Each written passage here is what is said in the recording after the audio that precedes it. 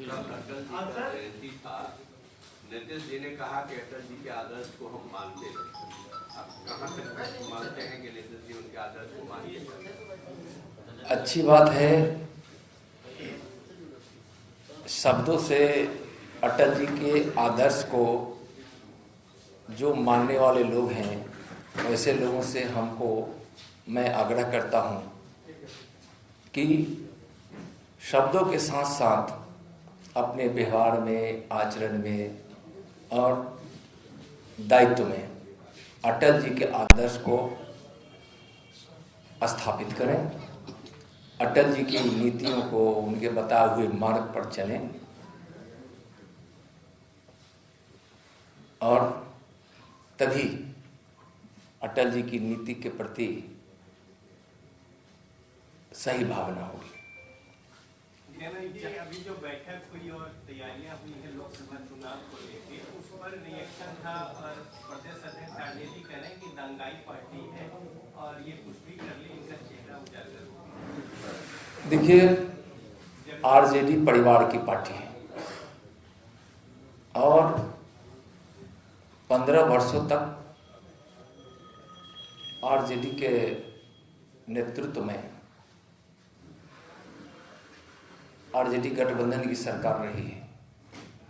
बीच बीच में जदयू से भी उनका गठबंधन होता रहा है और आज नीतीश जी के नेतृत्व में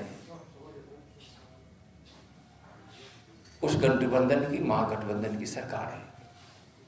उनका आरोप कि दंगाई की पार्टी है, तो भाई वह तुष्टीकरण की भाषा है।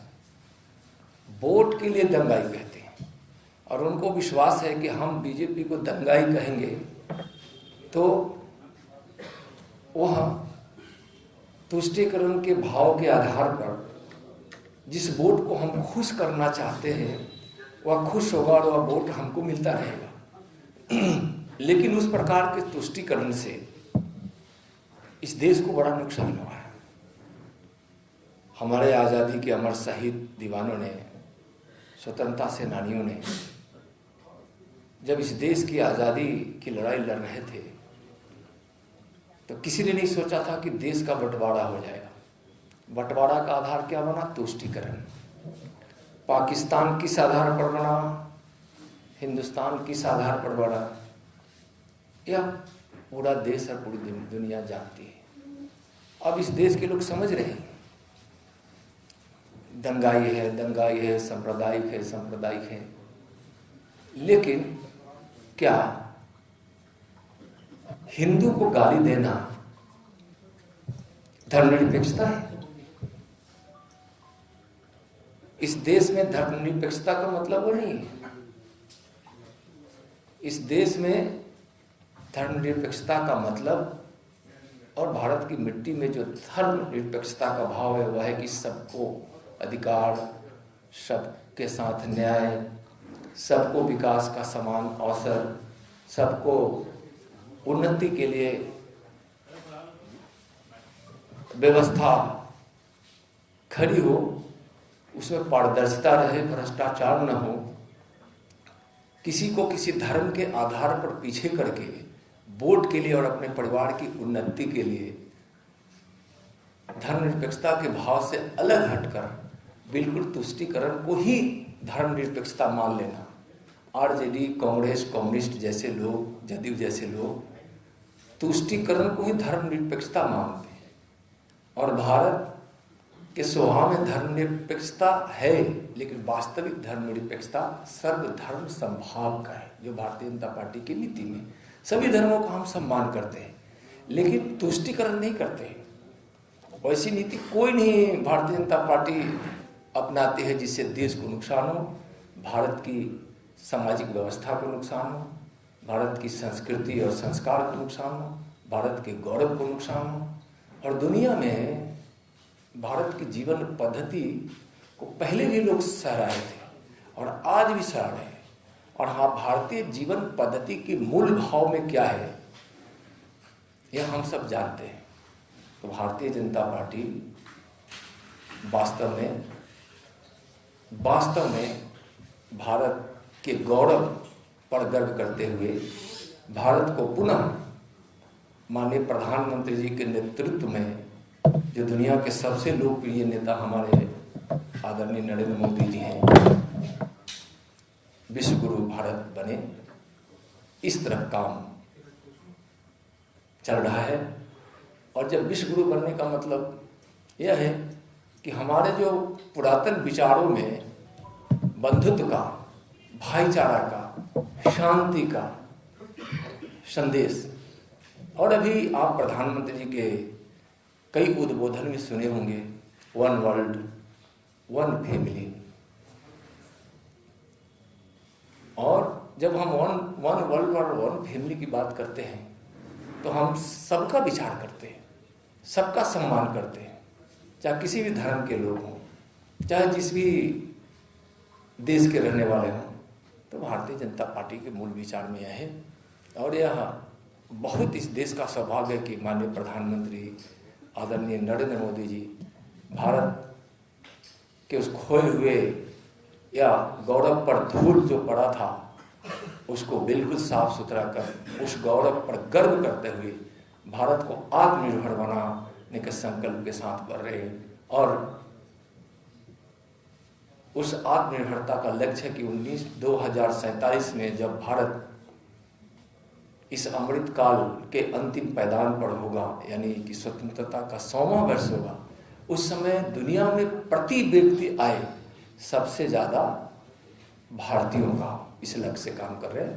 कल मुख्यमंत्री नीतीश कुमार अटल बिहारी वाजपेयी को याद करते हुए कहा कि उनके समय में जब वो प्रधानमंत्री थे तो देश में बेहतर विकास हो रहा। अब जो है, अब की भाजपा देश में हिंदू मुस्लिम की लड़ाई लड़ रही है और ऐसी राजनीति कर रही है जिससे कि देश का भला नहीं हो।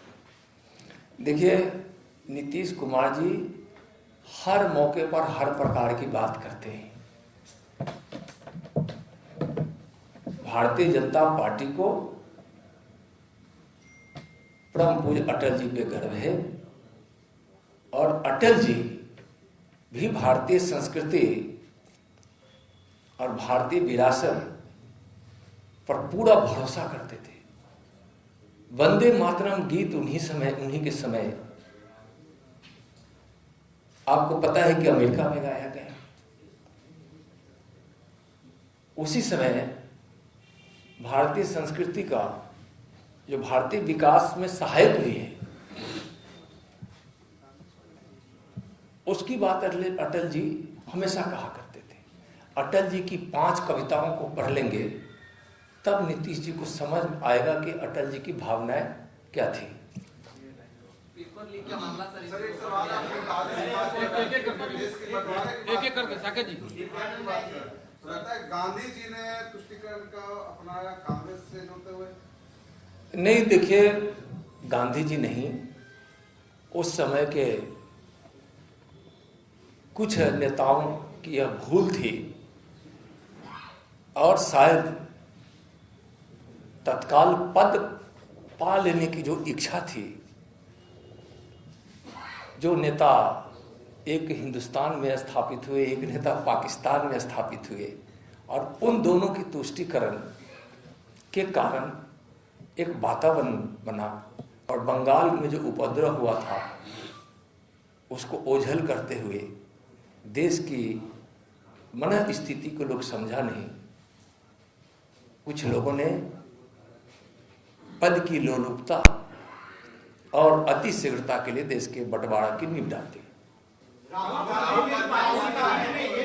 एक मिनट, एक अब्दुल बारी सिद्दीकी का आरोप है कि भारत में और खास करके बिहार में अब अल्पसंख्यकों का रहना मुश्किल है। केंद्रीय गृह राज्य मंत्री हैं आप, समूचे देश के लॉ एंड ऑर्डर और आर्मी के नागरिक की सुरक्षा की जिम्मेदारी आप पर है। अब्दुल बारी सिद्दीकी जैसे नेता का यह बयान किस रूप में आते? देखिए, बिल्कुल उनका बयान गलत था, और आप कह रहे हैं कि आप भारत के गृह राज्य मंत्री भी हैं। मैं भारत के गृह राज्य मंत्री होने के नाते कह रहा हूँ, और बहुत जोर देकर कह रहा हूँ कि हिंदुस्तान ही एक ऐसा देश है जहाँ सब सुरक्षित है और अल्पसंख्यक भी सुरक्षित है। और जिसकी बात वो कर रहे हैं, जिस अल्पसंख्यक की, वह दुनिया के किसी देश से सबसे ज़्यादा भारत में सुरक्षित है और उनकी सुरक्षा केंद्र की सरकार की नीति भी है। इसलिए वह जो कह रहे हैं वह आरजेडी के खोते हुए जनाधार से अलबलाकर वह ऐसी भाषा बोल रहे हैं। आज बताइए ना, विकास की गंगा जो माननीय प्रधानमंत्री जी के भगीरथ प्रयास से बह रही है, क्या चिन्हित करके होता है?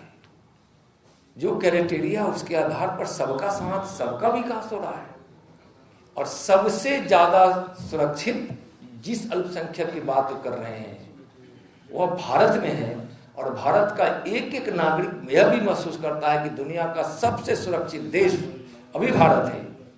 भारत की इतनी प्रतिष्ठा है आदरणीय नरेंद्र मोदी जी के नेतृत्व में कि दुनिया ने देखा है यूक्रेन और रूस के बीच उस युद्ध को कि युद्ध विराम करके भारत के 35,000 से ज्यादा छात्रों को, भाइयों को, बहनों को अपने देश आने का एक प्रकार से मौका दिया युद्ध विराम करके। जो भारत का तिरंगा थाम लिया वह सुरक्षित हुआ यूक्रेन और रूस के युद्ध में। पाकिस्तान के लोगों को भी वहां से निकलना पड़ा या किसी भी वैसे लोग को, तो वह भारत का नाम लेकर ही वहां से बाहर निकला और वह 2 दिन का माननीय प्रधानमंत्री जी के आग्रह पर जो यूक्रेन और रूस ने जो इस युद्ध को विराम दिया था, यह बताता है कि आज माननीय नरेंद्र मोदी जी के नेतृत्व में भारतीय दुनिया में भी सुरक्षित है और भारत में रहने वाला भारत का हर नागरिक सुरक्षित है। बोलिए ब्रिजम जी, बोलिए। राहुल गांधी ने कहा है कि यदि आप चाइना से युद्ध करने जा रहे हैं तो पाकिस्तान को भी नजरअंदाज मत कीजिए, पाकिस्तान से भी आपको युद्ध करना पड़ेगा। देखिए, राहुल जी भारत को ही नजरअंदाज कर देते हैं। उनकी हर भाषा में चीन और पाकिस्तान प्राथमिक रूप में होता है। भारत अब 1961 का भारत नहीं है और उनको दिखाई पड़ रहा होगा कि भारत और चाइना में युद्ध हो रहा है। भारत के तरफ चाइना हो या पाकिस्तान हो, कोई देखने की हिम्मत नहीं करेगा। साथ साथ अब भारत से लड़ने की हिम्मत भी नहीं चीन करेगा और पाकिस्तान। अगर युद्ध हुआ तो हर परिणाम भारत के पक्ष में होगा। भारत युद्ध चाहता नहीं है, लेकिन माननीय नरेंद्र मोदी जी की सरकार का संकल्प है कि हम देश की संप्रभुता और अखंडता के लिए जो जो आवश्यक चीज होगा उसको हम अपनाएंगे। जो नीति को अपनाने की जरूरत पड़ेगी वह नीति हम अपनाएंगे। जयराम नरेश हैं, वो कह रहे हैं कि राहुल गांधी के भारत जोड़ो यात्रा से जो लोग जुड़ रहे हैं उनको आईडी पूछताछ कर। देखिए, यह बिल्कुल गलत है। भ्रष्टाचार को समर्थन देने वाले लोग, भ्रष्टाचार की बात करने वाले लोग अपने शासन काल में भ्रष्टाचार को सिर्फ बढ़ावा ही नहीं दिए, जन्म ही नहीं दिए, पूरा संरक्षित करने वाली कांग्रेस और उसके नेता। तो क्या कोई भ्रष्टाचारी है, कोई गबन घोटाला कर रहा है तो क्या कानून उसको छोड़ दें? अब इस नाम पर कि हम बड़े लोग हैं, हम किसी पार्टी से जुड़े हैं तो हमको भ्रष्टाचार घोटाला करने का हमको अधिकार मिल जाए, भारत का कानून अधिकार नहीं देता है। तो हम यह कहेंगे कि भारत भ्रष्टाचार से मुक्त हो, प्रधानमंत्री जी का संकल्प है। तो भारत को भ्रष्टाचार से मुक्ति कब मिलेगी? जब भ्रष्टाचार से मुक्त रखने के लिए भारत में जो कानून बना है वह कानून अपना काम करे। साकेत जी, अटल जी के जन्म दिवस पर कांग्रेस की तरफ से कई तीखी टिप्पणियां आई और कई लोगों ने कई तरह के ट्वीट किए, इस पे क्या कहेंगे?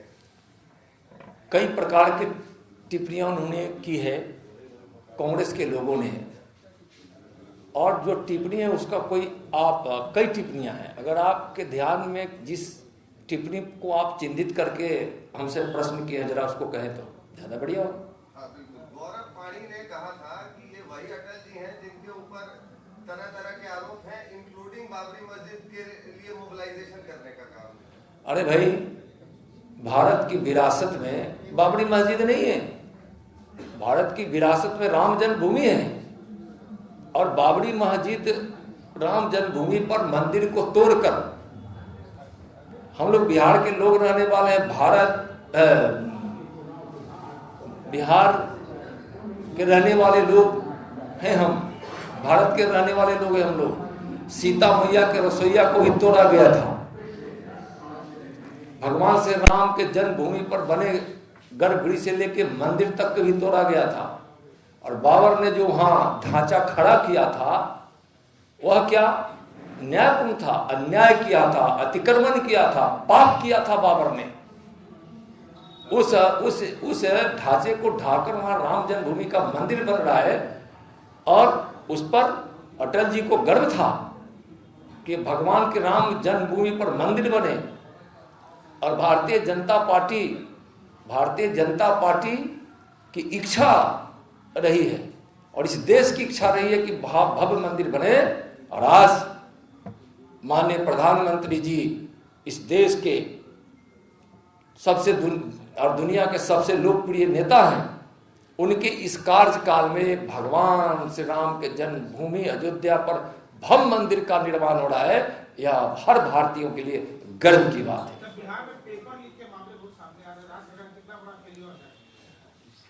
पूरी तरह से फेल्योर है, पेपर लीक हो रहे हैं, शराब का नकली धंधा हो रहा है, जहरीली शराब बन रही है। जहरीली शराब बनाने में यहाँ के सरकार के, यहाँ के प्रशासन के, यहाँ की पार्टियां जो सत्ता में है उनके नेता उसमें सम्मिलित हैं। पेपर लीक हो रहा है, हत्याएं हो रही है, माँ बहनों के साथ बलात्कार हो रहा है, डकैती हो रही है, चोरी हो रही है, लूट हो रहा है। सारी की सारी अव्यवस्थाएं, अत्याचार, कानून तोड़ने वाला काम बिहार में हो रहा है। संवैधानिक संस्थाएं NHRC और तमाम जो संवैधानिक जांच एजेंसियां हैं उस पर जो महागठबंधन के दल हैं वो सवाल खड़े कर रहे हैं, कह रहे हैं कि आप लोग जबरदस्ती जांच करा रहे हैं। NHRC को लेकर ज्यादा गुस्सा है। देखिए, सवाल तो खड़ा होता है कि जहरीली शराब पीकर लोग मर रहे हैं, और उस पर बिहार सूबे के मुख्यमंत्री श्रीमान नीतीश जी का बयान जो आता है व्यंग से भरा हुआ, पियोगे तो मरोगे। सवाल नीतीश कुमार जी के बयानों पर है। जहां तक राष्ट्रीय मानव अधिकार आयोग की बात है, आखिर संस्था बनी है जहां मानव अधिकार का उल्लंघन होगा, वह स्वतंत्र संस्थाएं हैं, खुद संज्ञान लेती है, और जहां उस प्रकार के मानव अधिकारों का उल्लंघन होता है तो वहां वह संस्था जाती है। पहली बार वह संस्था कहीं गई है ऐसी बात नहीं है, तो वह स्वतंत्र इकाई है, संस्था है, संस्था बनी है तो अपना काम करेगी और बिल्कुल स्वतंत्र है। उसमें हम लोग का कोई हस्तक्षेप नहीं है, हम लोग के कहने से तो नहीं आई है, सरकार के कहने से तो नहीं आई है। पेपर लीक मामले में सरकार मौन है, क्या केंद्र सरकार इसमें हस्तक्षेप करेगी? देखिए, कुछ चीजें ऐसी हैं ना जो राज्य के अधिकार क्षेत्र में होते हैं, लेकिन इतना जरूर कहेंगे हम कि यह अच्छी बात नहीं है। कभी यहाँ पेपर लीक होते हैं, एक बार नहीं हुए हैं, कई बार हुआ है। यहाँ वैसे प्रश्न परीक्षाओं में आ जाता है जिसको अगर देशद्रोह कहेंगे तो भी जायज है, जो कश्मीर को एक अलग देश के रूप में दिखा देता है। यही बिहार है, एक बार नहीं 2 बार हो चुका। और सरकार क्या की उस पर सिर्फ खाना पूर्ति कर लेती है, चाहे वह पेपर लीक हो, चाहे परीक्षा के प्रश्न पत्र में भारत विरोधी सवाल कर दिए जाए, इस सरकार को, नीतीश जी को, तेजस्वी जी को सिर्फ और सिर्फ सत्ता से मतलब है, किसी प्रकार से सत्ता में बने रहें। और इसी कारण यह जानते हुए भी कि यह देश और राज्य के हित में नहीं है, लेकिन उनके वोट, वैसे वोट जो इसको प्राप्त करना चाहते हैं, उसकी भावनाओं को हम अपने मत के रूप में बरकरार रखें, इसलिए राज्य और देश के जो हित में नहीं है उस चीजों को भी यह सरकार, बिहार की सरकार स्वीकार कर लेती है। सर, गृह मंत्री अमित शाह ने कहा कि गुजरात की जीत 24 के लिए पॉजिटिव इम्पैक्ट लाएगी। किस तरह की पॉजिटिव जीत की तरफ देख रही है? पूरा देश कह रहा है कि गुजरात में रिकॉर्ड टूटा है और विकास गुजरात का मॉडल है, तो उस विकास मॉडल का वहाँ बड़ी जीत हुई है। और इतनी बड़ी जीत पर स्वाभाविक है कि यह उसका जो भी संदेश जाएगा सकारात्मक जाएगा। गुजरात की जीत का बहुत बड़ा सकारात्मक संदेश गया है और नरेंद्र मोदी जी के विकास का मॉडल खड़ा किया हुआ उस राह पर गुजरात सरकार लगातार चलकर गुजरात का विकास कर रही है और पूरा देश उसको देखा है। यात्रा पर निकल रहे हैं, अलर्ट पे है देश। हाँ, कोरोना को लेकर एक बार फिर से अलर्ट जारी है देश में, सब जगह आप लोग हैं। क्या कुछ तैयारी है केंद्र सरकार की? कैसे? पूरी तैयारी है और वह तैयारी सिर्फ कोरोना के अंदेशे को देखकर नहीं है। जिस समय कोरोना दुनिया में फैल रही थी, भारत में जब उसका आगमन भी नहीं हुआ था, उस समय से माननीय नरेंद्र मोदी जी के नेतृत्व में भारत कई महत्वपूर्ण कदम उठाए और यही कारण है कि कोविड जैसे महामारी को हम बहुत हद तक पराजित किए और सफलता प्राप्त किए। उसमें नरेंद्र मोदी जी के नीति कामयाब हुई। भारत ने वैक्सीन बनाया, दुनिया का सबसे बड़ा वैक्सीनेशन अभियान सफलतापूर्वक भारत में चला और चल भी रहा है। दुनिया मानती है कि भारत ने जो कोविड का वैक्सीन बनाया वो बहुत प्रभावी है और उस समय से लेकर अभी तक, यानी कि जब से कोविड महामारी प्रारंभ हुआ उस समय से लेकर अभी तक भारत सरकार माननीय नरेंद्र मोदी जी के नेतृत्व में सजग रही है और हर प्रकार से अपनी तैयारी कर रखी है कि अगर ऐसी स्थिति भारत में आती है तो हम उसका मुकाबला कर सके, हम उस पर विजय हासिल कर सके, कोविड को पराजित कर सके और उस पर जितनी जितनी संभावनाएं, जितनी चीज़ों की जरूरत पड़ सकती है, भारत आज उस चीज़ को प्राप्त कर रखा है। भारत सक्षम है कोविड की लड़ाई लड़कर उसको पराजित करने। सर, 7 जनवरी से कास्ट सेंसस जो जातीय जनगणना की बात हो रही है वो 7 जनवरी से शुरू हो रही है, क्या रिएक्शन? देखिए, भारत के संविधान ने अभी तक जातीय जनगणना नहीं कराया है और जो राज्य जातीय जनगणना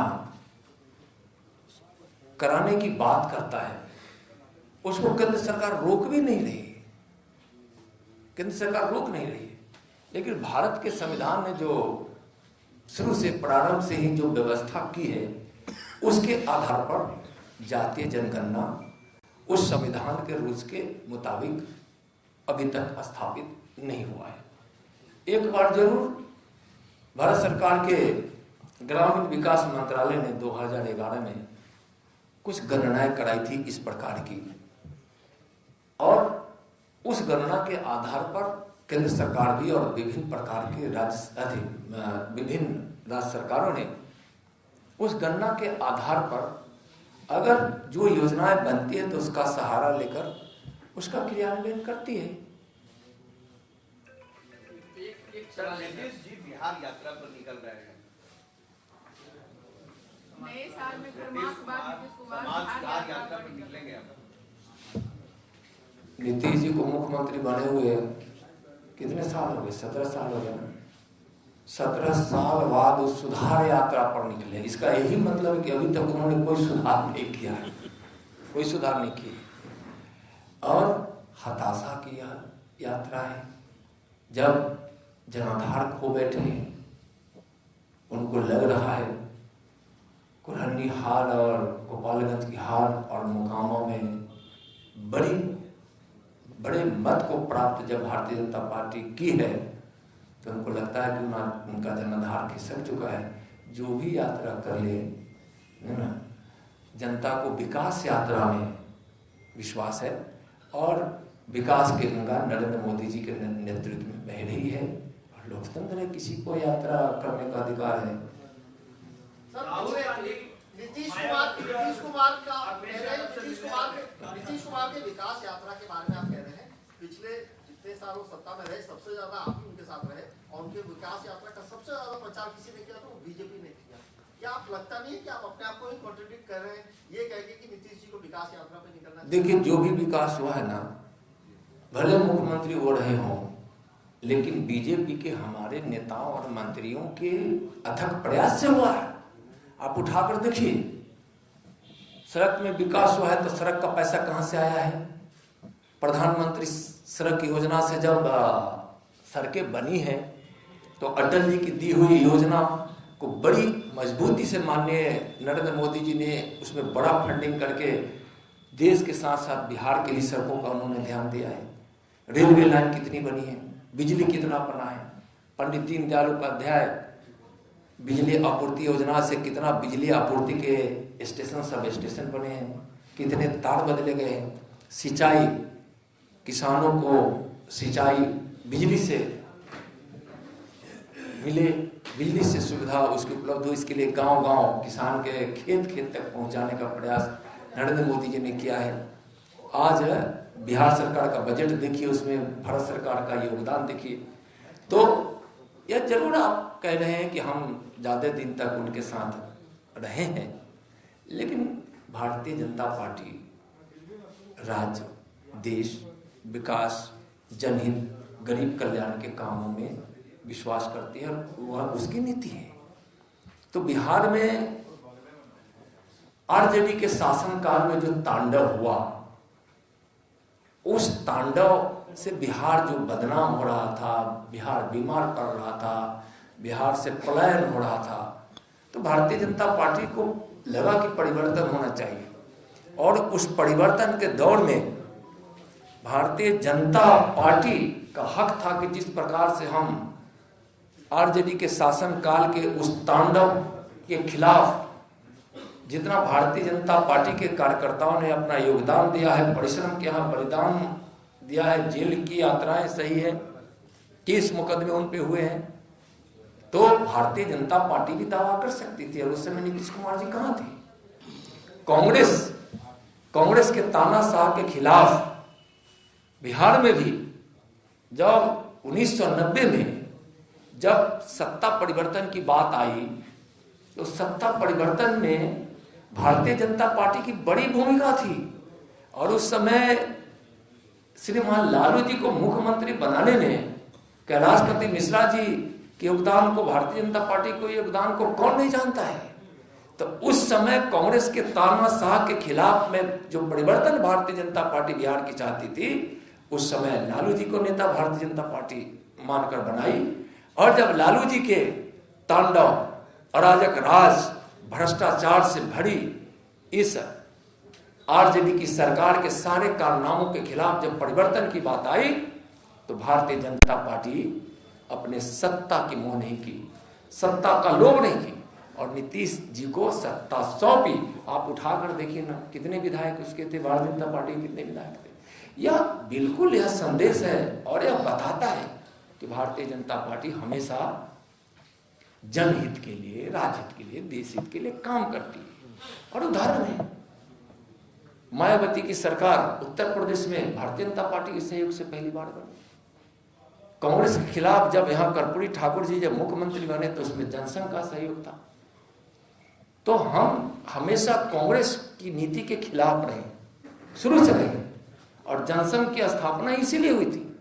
लेकिन लोहिया की विचारधारा, जयप्रकाश जी की विचारधारा, जो कांग्रेस के खिलाफ की विचारधारा थी, उस विचारधारा पर राजनीति करने वाले लोगों ने कांग्रेस के साथ समझौता किया इसका मतलब है कि उनकी कोई नीति नहीं है। लोहिया जी को उन्होंने धोखा दिया है, उन्होंने समाजवाद को धोखा दिया है, उन्होंने जयप्रकाश नारायण को धोखा दिया है, बिहार और देश को धोखा दिया है।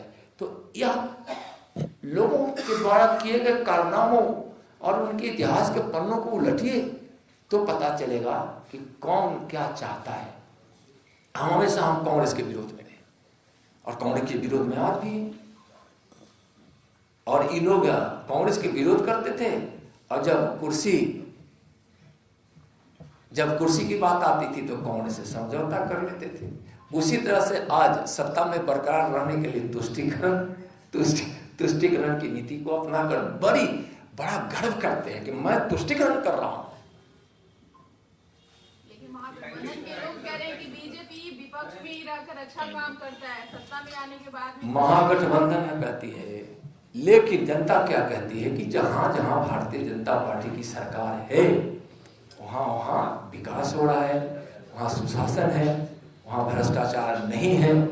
और जहां जहां देश की सीमाओं पर भारतीय जनता पार्टी की सरकार है वहां सीमा की सुरक्षा में भी और सीमा पार से होने वाले किसी भी प्रकार के तस्करी हो या किसी प्रकार की कार्रवाई हो, वहां राज्य सरकार वहां बड़ी तत्परता से देश नीति राष्ट्र नीति के साथ राज्य सरकार भी काम करती है।